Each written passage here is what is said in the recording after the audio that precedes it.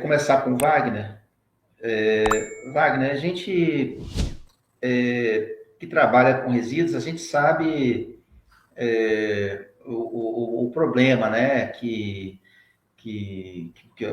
enfim, os resíduos da construção civil representam para um cenário brasileiro, né? Você, como especialista, você poderia fazer um diagnóstico assim para a gente do que isso representa para o Brasil especificamente, o problema do resíduo da construção civil? É, o, Boa noite novamente. O problema do resíduo da construção civil ele é muito semelhante aos outros resíduos. Lógico, ele tem uma condição de risco menor no sentido do desprendimento de substâncias químicas no meio ambiente. Tanto é que ele é considerado, entre aspas, inerte, e os outros resíduos são não inertes, tem aí um impacto gerando chorume, gerando contaminações no lençol freático e tal. Mas a gente precisa lembrar, né, que se você gerou o resíduo da construção civil e descartou ele num córrego, você está assoreando esse córrego. Então você tem um fator complicador. E que uma das definições de poluição não é só a questão da emissão atmosférica de um efluente líquido. Você tem a poluição visual. Então, isso também é considerado um problema, então, onde eu descarto.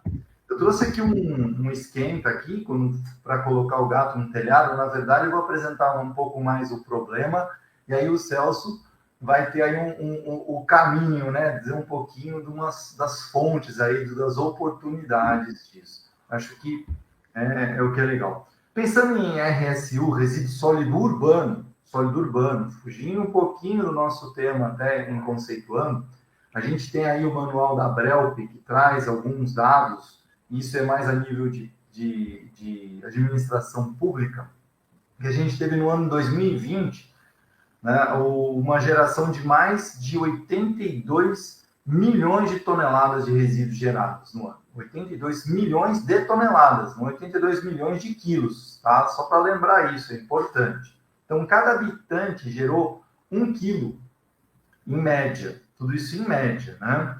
Então, a coleta, dos 82% gerado, a coleta foi de 76 milhões. Então, você tem aí uns 6 milhões de toneladas que magicamente sumiram.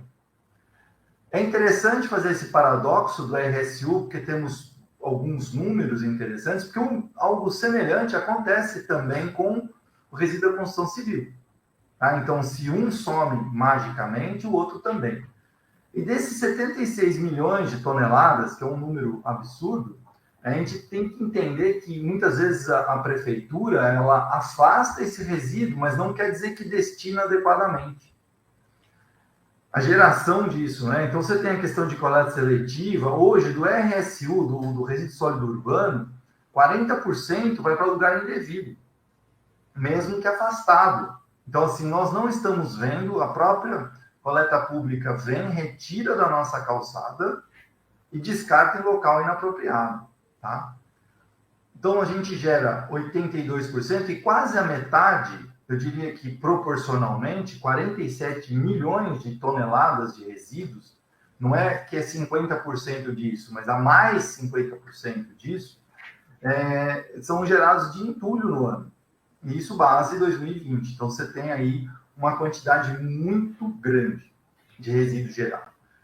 Para toda essa movimentação de resíduos, o que é interessante? O poder público, pensando no RSU, ele se utilizou de mais de 27 bilhões de reais. Então, é um segmento que tem um aporte de dinheiro bastante razoável, 330 mil, mais de 330 mil empregos gerados nisso.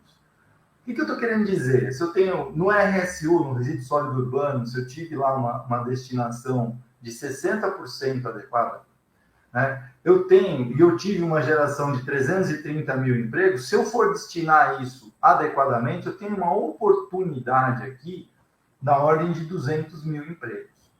Se eu estou dizendo que eu tenho oportunidade de gerar emprego, quer dizer que eu tenho oportunidade de gerar negócio. Então, é isso que eu estou querendo chamar a atenção. Tudo aquilo que está sendo destinado inadequadamente, eu tenho uma oportunidade de negócio. Ou então, depois um pouco de um conceito circular, um conceito que o Celso vai poder debater com muito mais propriedade do que eu, é como não gerar tudo isso. Esse daí é o pulo do gato também. Eu sempre trabalho nas empresas, assim, gerou o resíduo. E a partir daquele momento, eu tenho que dar fim, dar destino naquilo. Mas uma coisa muito mais legal, quando a gente vê essa questão de circularidade, seria na não geração. Mas isso eu vou deixar para o meu amigo Celso discutir. E aí, dando uma olhada nessa questão dos... somando, trabalhando com esses números e tal, vi um dado aqui da Abrecon de 2020, então tem várias fontes de dados, então às vezes são razoavelmente discutíveis e tal, mas só para trazer uma ideia, 50% do entulho gerado é destinado de forma irregular. Então, ou seja, ou ele é largado na beira de um rio, numa calçada, né, ou posto num bota fora irregular, e só 16% é reciclado. Eu acho até um número razoavelmente alto do que tem aqui, mas são os números que tem. Disso daqui, dessa questão de geração de resíduos, você tem muitas empresas, né, 82% das empresas que operam nessa reciclagem são de empresas, microempresas, com 5 a 20 funcionários. Então o que eu quero dizer é que, onde tem a reciclagem, beleza, está cumprindo um certo papel. Aonde não tem a reciclagem, eu tenho uma oportunidade de negócio. Eu sempre busco ver dessa forma. Esse daqui tem um conceito alinhado com a destinação correta. O melhor de tudo, com certeza, é não gerar. Então, eu fiz uma pequena introdução na problemática para entender. Esses números a gente tem no manual da Abrelp, que é uma fonte de numérica aí para a gente ter uma base do negócio. E aí eu devolvo a palavra para você, Robson, ou passar para o Celso aqui